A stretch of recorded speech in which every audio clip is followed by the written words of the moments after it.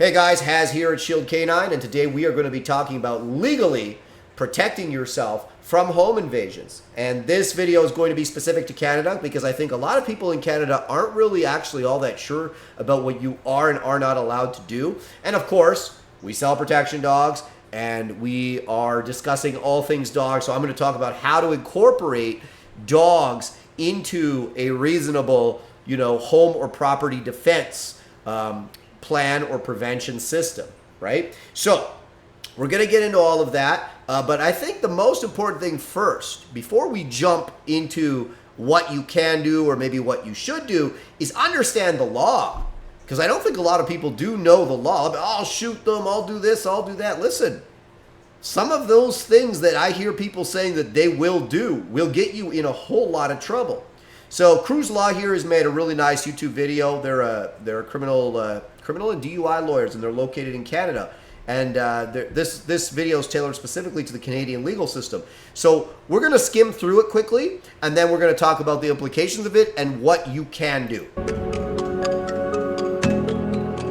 You may have read in the news recently that a Milton, Ontario man whose home was invaded by, I think, at least 3 people, one with a gun, was charged with second-degree murder for shooting one of them in self-defense. And his lawyer claims that the person was basically about to threaten their mother. And it's a bit shocking, of course, that he's charged with second-degree murder, but it's not surprising to me because the police often in this situation will do this. Key points. So Milton, by the way, 20 minutes that way. So Milton's very close to us. 3 people home invaded this individual. One of them armed with a firearm. He then shot one of these individuals that was apparently threatening his mother. He has been charged with second-degree murder. That carries a sentence in Canada of up to 25 years. Other key point that the lawyer made: police will often lay a charge regardless, right? And that's going to come up over and over again in this video. A charge and let the courts or the Crown Attorney sort it out later. But this is a really vexing question. You're in your home, you're sound asleep, you're a 110-pound woman or a man, it doesn't matter. Someone breaks into your home, they're a large, powerful man, they have a knife or a gun. What do you do? Well, the police will tell you, well, your adrenaline's going, you're scared, you see this person, what the heck do you do? The police, of course, will tell you, try and get out of the house if you can, and that's obviously the best thing to do. Don't confront the person, get out of the house, phone 911. Far better to get your television stolen than... So, they want you to run, but I want you to actually think about this. Do you have time to run? Think about, actually when you spend time in your home, whether you're passed out in the bed, whether you're hanging out on the couch, whether you're playing, with your kids, whatever it is. These guys are busting in your door. They're busting through your window. Whatever it is, whatever way they're coming in fast. At most, you might have 3 to 5 seconds to react. And you're supposed to somehow gather your family and escape the house while these intruders are coming in. You have 3 to 5 seconds? I'm sorry, that's not realistic. Most people are not going to even be aware of what's going on until it's already happened. You'll still be confused even while the masked men are holding a gun to your head, and it's going to take a few seconds for everything to kind of come together, right? The vast majority of people are sleepwalking, right? Especially at home. They're just really chilled out. And when this happens, they don't have time to run. And even if you did have time to run, what about your family? Assuming you've got a family, which most people do. You're going to get all your kids out of the house? It's not realistic. It's not possible. Get your life taken. So, but what do you do with this situation if you now fear for your life? They're coming at you. Well, in Canada, you're allowed to protect yourself in self-defense under Section 34 of the Criminal Code.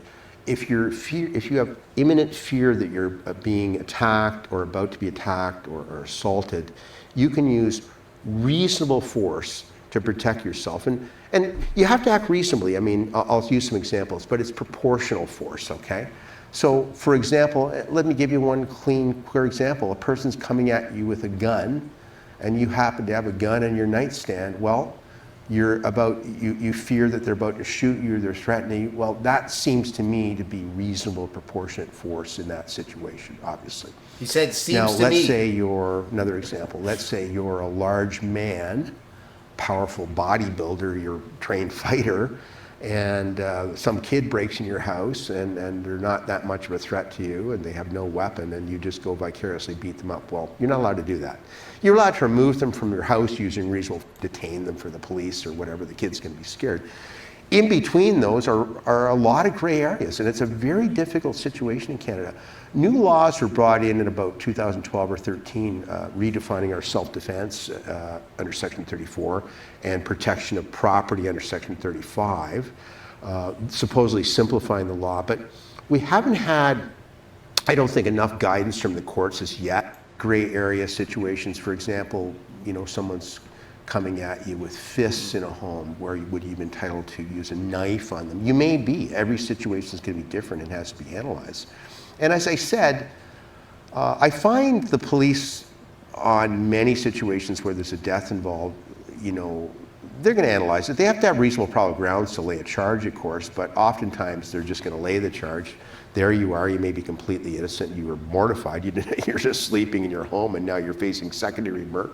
Can't imagine how this Milton man, especially if what his lawyer says is true, that this intruder was going after his older mother, for my God, now he's charged with secondary murder, facing a lifetime sentence. So, I mean, I went online and I know the advice, you try and retreat, try and get the heck out, but ultimately if that person's coming at you, you're allowed to use reasonable force, proportional force. That may be in certain situations if you feared for your life. That person's got a gun or a knife. It may be a gun. It may be a knife. It may be using your fists or grappling with. Okay, so fundamentally, I'm not going to watch through this whole video. I've already watched through the whole video, by the way. And I strongly encourage you go and watch the whole video, obviously for copyright purposes and also, just time-wise, we're not going to be able to get through the whole video. But fundamentally, the way our justice system works here in Canada is reasonable. Well, what's reasonable to you might not be reasonable to me. So reasonable is already a great term. Proportional. So basically what they want us to do, and they kind of have like this ladder, and he alluded to it, right? So he's got a gun, so you're allowed to use a gun only because he's got a gun. But if he had a knife, maybe you're not allowed to use a gun. Maybe the gun is too far, or maybe he's a big, strong dude, or maybe he's even a dude that's like the same size as you. An individual that's the same size as you, or maybe even a little smaller, but now you can't just shoot him because that would be deemed to be unreasonable because, oh, look, that guy's 20 pounds lighter than you. You could have taken him in a fist fight. They want you to have fair fights. That's what they want you to do fundamentally, and they're going to charge you either way, by the way. He just pretty much said it, and it's here in Canada. You will be charged either way, right? So you're going to be facing that murder charge, that assault with a weapon, the attempted murder charge. You're going to be facing that charge either way. Even if you acted reasonably, you're going to have to pay the lawyer fees. You're going to have to, be in fear that you're going to lose your life because you're going to go to jail for a life sentence. You're going to have a criminal record, so on and so forth, right? You have to go through all of this, right? And even if you get off, the cost you are going to suffer is going to be extreme, right? And even if you don't get off, it's even going to be worse, okay? Fundamentally, you are not allowed to act decisively to protect yourself, all right, or your family. You are not legally allowed. For me personally, look, if somebody comes in, I don't know. Are they stronger? Like maybe they're really good with their hands. I don't know. I might be bigger than them. They could take you down. They could hurt you. They could kill you. Even if they're not necessarily, let's say, as proficient or as you are in hand-to-hand combat, right? They've got a puncher's chance. They catch you the wrong way. Guess what? You're unconscious, and now your whole family's at their mercy for God knows what, right? It doesn't make any sense, but that's the law as it is. We have to understand the law as it is before we can make intelligent decisions moving forward. I'm going to let the lawyer make a couple more things clear, and then we're going to talk about solutions. The person in other situations, I mean, if a person's just shaking you, you don't take out your gun and shoot them, obviously. Yeah, you got to wait, right? So you got to wait till he pulls out his gun.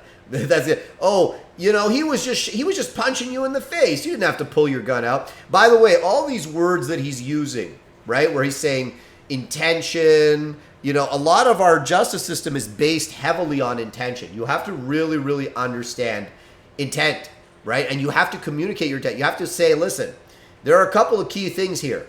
You cannot kill somebody or attempt to kill somebody unless you truly fear for your life and you have reasonable grounds to fear for your life. So God forbid this ever happens to you. Keep that in mind.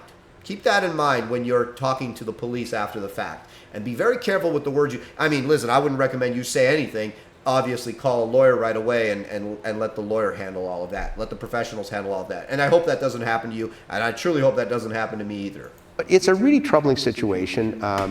We don't have enough guns quite badly for this person, because you can imagine being woken up in the middle of the night.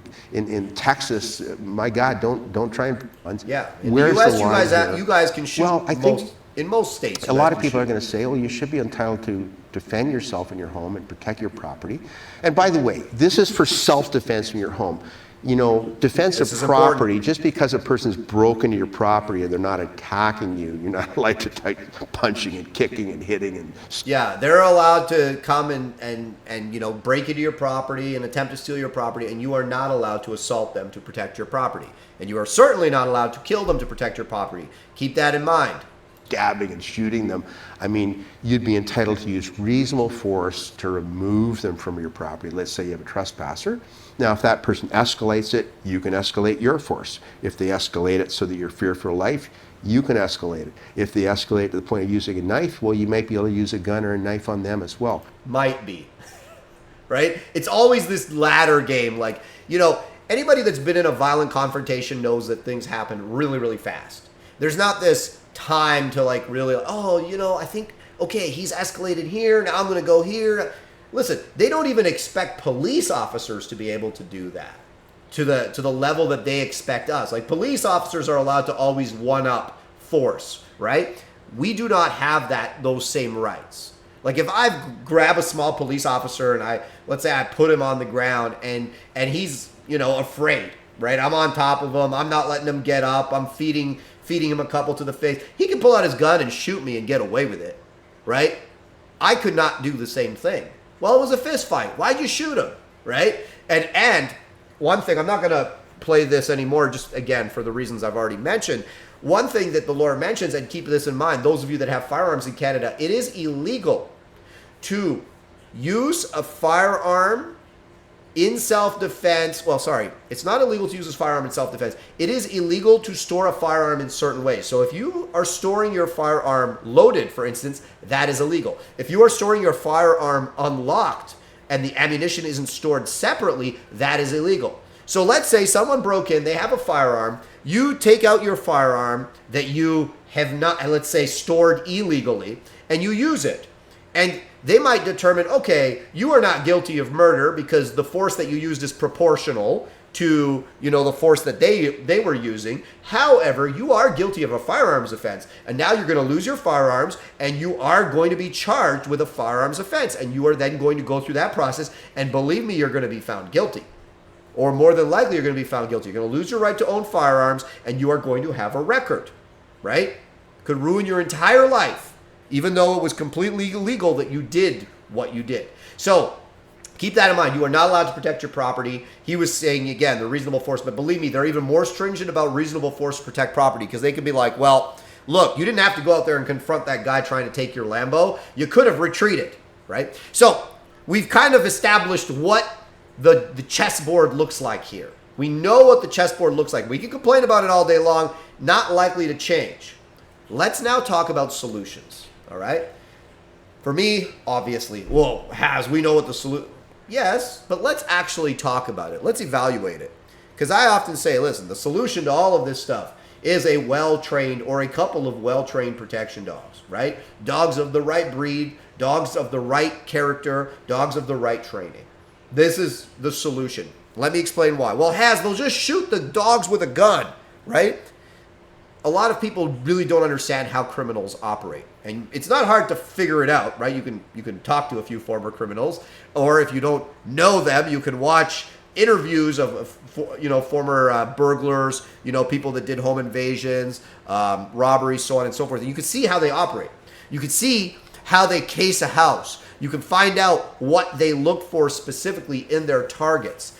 The goal is not to make yourself an impossible target, because there's no such thing really as an impossible target. The goal is to make yourself a hard target, a difficult target, right? So they can't easily do what they want to do. So then when they have a choice between targets, well, we could target this guy who is a hard target. There are obstacles in the way of us accomplishing our goals with this house versus that house over there. There are no obstacles, right?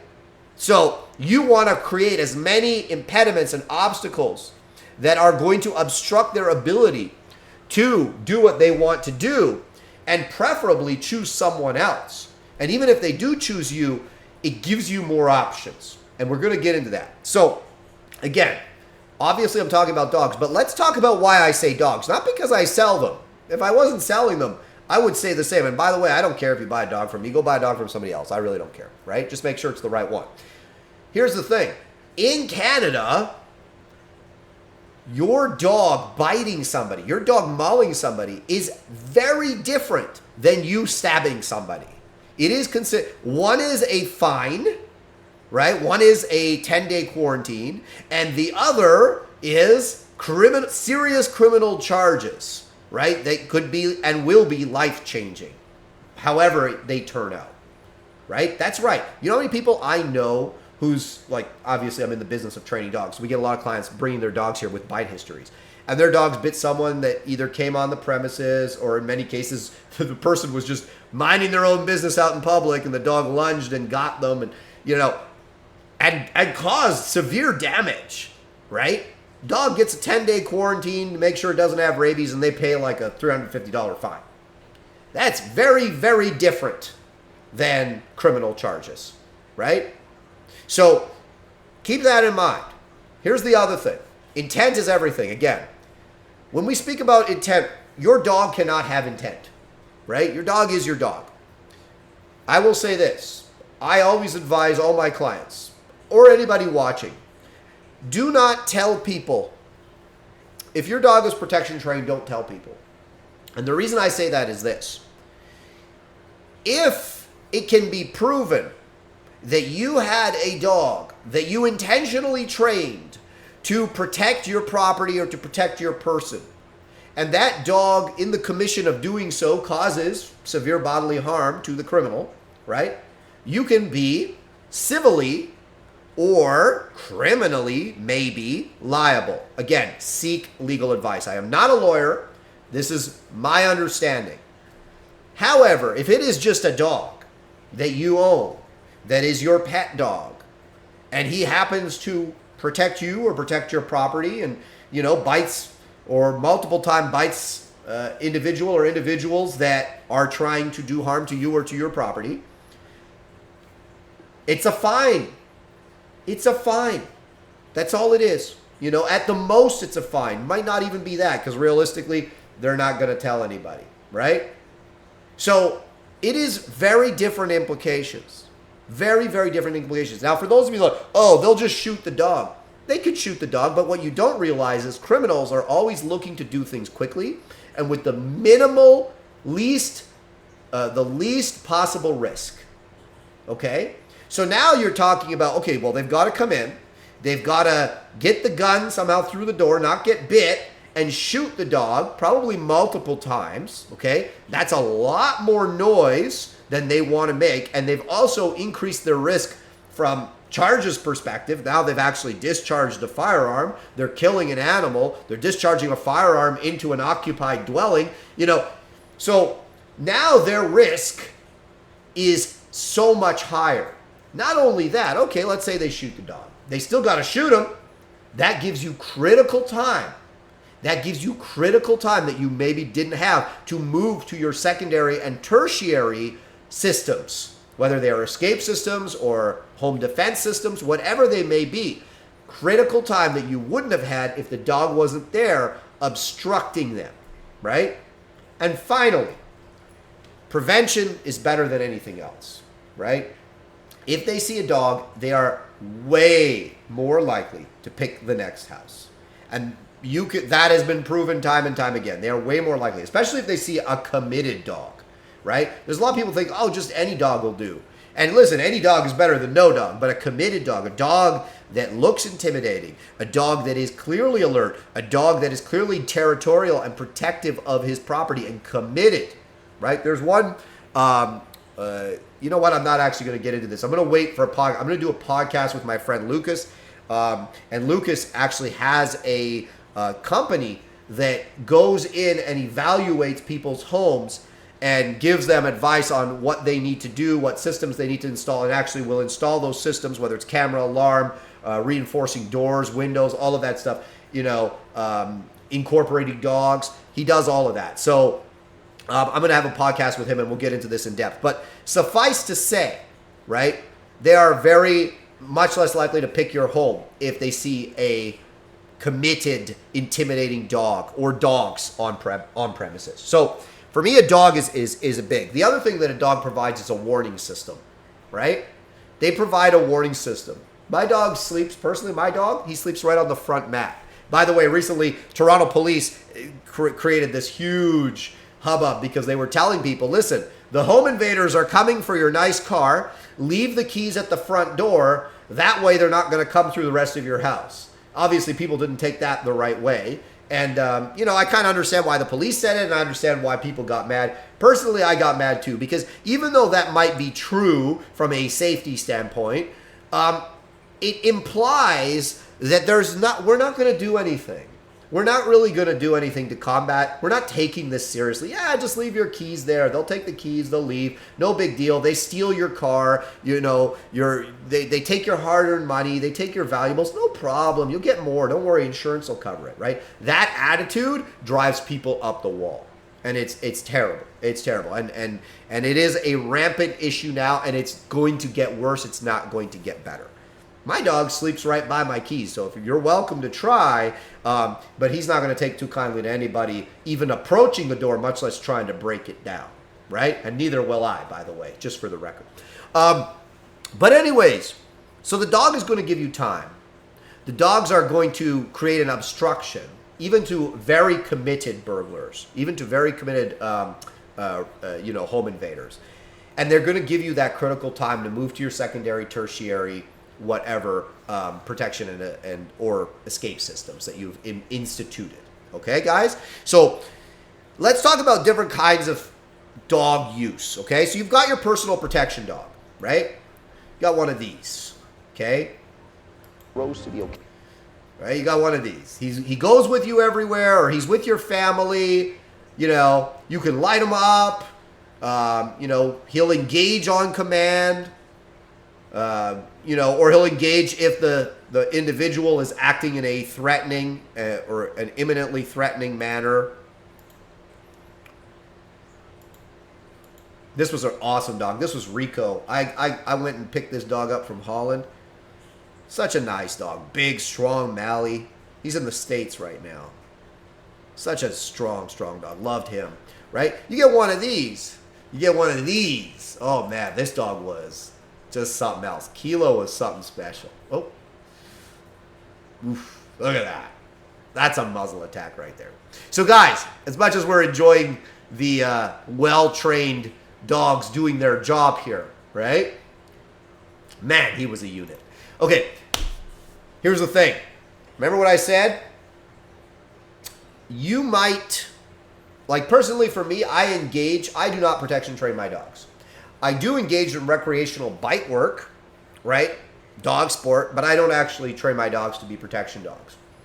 I think you guys catch the drift here, okay? Intent is everything. If you say, officer, I got these protection trained dogs and we train them to attack intruders or anyone that we perceived were a threat, this guy broke in and he got mauled and bit up pretty bad and, they did their job and blah. Now you've talked yourself into maybe a lot more problems than you originally would have been. Yeah, man, I had these dogs and, they're our pets and I'm surprised, I had no idea that they would even do that. I'm happy they did it, but I didn't know Fluffy had it in him. I didn't know he had it in him. Those are two very different conversations, and those conversations have very different implications. Obviously, I'm not telling you to mislead the law in any capacity. I'm just telling you to be mindful of this thing we call intent in our legal system and act accordingly. Again, consult a lawyer. I am not a lawyer. Consult with a lawyer on all of these things and determine the option that is best for you and your family. So we've talked about protection dogs, right? Dogs that are able to do this with you. That was the same dog, right? He's with me. We're walking around. He's chilling. He lives with a family now, by the way, right? And you wouldn't know that this dog could do this, right? Because good, well-trained protection dogs, these all-arounders, are able to kind of switch gears and go back and forth. The other option is if you have a compound. So I've sold compound dogs before. So for instance, we had a client that had a big problem with break-ins. They were a rental company. They rented out heavy equipment. As you might or may or may not know, heavy equipment, extremely expensive. And they had people constantly cutting through their fence, coming in there and stealing parts or actually trying to take machinery. And it was a big problem. They were losing, hundreds of thousands every year. And they were paying for security systems that, quite frankly, weren't working, or they were able to, they had cameras, but they got to then, with the camera, watch the criminals take their stuff and leave. Like, really, what's a camera going to do for you, right? Other than allow you to watch the crime happen. It's not going to actually stop the crime from happening. Everybody has a camera, and a lot of people have alarms too. So anyways, they bought a compound dog from us. This was a dog that is bonded to one or two individuals, and while the employees are there throughout the day, he remains contained in a kennel. But at night, the people that he's cool with let him out, and then they leave the yard, and he's out there on the yard every day, every night, all night. And there was a couple of break-in attempts afterwards, and now, to my knowledge, they haven't had a single break-in attempt, right? And we have a couple of clients like that where they have more of a yard dog. Now, these dogs are maybe a little bit different. Like, that type of dog is going to be less social than this type of dog that you guys are watching videos of. These dogs here, these are executive level protection dogs, right? These dogs are designed to go everywhere with you and to live with your family. A yard dog or a compound dog is going to be more of he's maybe like a 1 or 2 person dog max, and everybody else needs to be careful, right? Because that's the type of dog he is, and that makes him good at that specific type of job, right? So, but you get one of these, now that changes everything, right? And listen, those of you in the United States, I got a gun, I'll use my gun, blah, blah, blah. You still got to get to your gun. I don't care how you have it stashed. You're passed out. You're hanging out on the couch. You don't have that gun on you, right? They break down the door. They break into the house. What are you going to do? You going to go get that gun? You don't have time. They're in your house in like a matter of seconds. You don't have time to get your gun and use it, right? So that dog, again, he's giving you that time, that valuable, priceless commodity of time to act either in an escaping perspective or in a defensive perspective, right?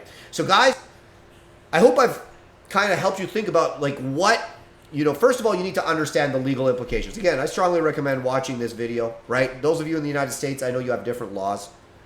But even still, whether you can use guns, whether you can blow someone away for coming on your property or not legally, I strongly recommend you think about incorporating other aspects to your home protection plan, because a lot of people think that they're going to be able, the gun gives them almost a false sense of security. Well, I can get to the gun. Well, okay, but I don't know about you. If I'm on the couch watching Netflix and they break through the door or the window, I'm not going to have a lot of time to get up and go to where the guns are at, pick it up and, get it ready and start to use it in time. Like, you're just not going to have that kind of time. Watch videos of home invasions. They happen really, really fast. And usually it's multiple individuals. So guys, I hope you found this video useful. I'll see you guys on the next one. And again, I am going to have a podcast on this specific topic, and we're going to get really deep into it because I think this is an ongoing issue. It's not going away. Protecting yourself, protecting your property, it's not going to happen. The authorities are becoming less and less reliable with this, right? And the society is becoming progressively more dangerous. And you need to be ready.